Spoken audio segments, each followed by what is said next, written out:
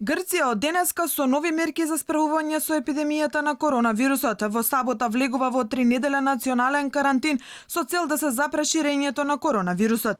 Уште еднаш решив да преземам драстични мерки. Подобро порано отколку подоцна. Согласно с новите рестриктивни мерки се затвораат сите продавници освен супермаркетите и аптеките. Се забранува патувањето меѓу регионите, а граѓаните за излегување од дома ќе мора да испратат порака на посебен владин телефонски број.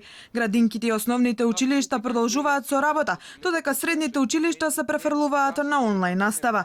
Во Албанија COVID-19 ги затвори судовите во градовите Круја и Драч, а до следниот четврток е затворен и судот во Тирана. Ширењето на заразата ги затвори детските градинки во неколку градови. Заразени лица има и во општинските администрации, и во наставниот кадар во училиштата, па дури и во владата и парламентот. Идентична е ситуацијата и во Србија. Моменталната епидемиолошка состојба во Србија е заканувачка поради што е потребна пообемна контрола на употребата на заштитните мерки, истакна денеска директорката на Српскиот институт за јавно здравје Верица Јовановиќ. Таа потсети дека вчера од околу 12.000 тестирани лица, повеќе од 2.400 имале позитивен тест за присуство на новиот коронавирус, што според неа е висок процент.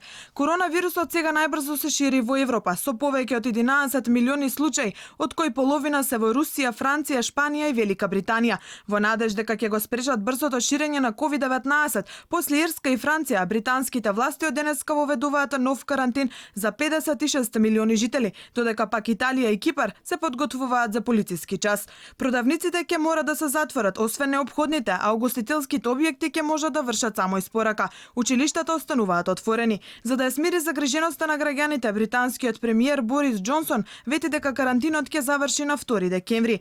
Велика Британија е земја со најмногу жртви од COVID-19 во Европа. Има 48.000 смртни случаи. На глобално ниво пандемијата уби најмалку 1,2 милиони луѓе, а САД се уште се на првото место со 233.650 смртни случаи. САД се наоѓа на врвот и по бројот на ново диагностицирани, повеќе од 100.000 заразени за 24 часа.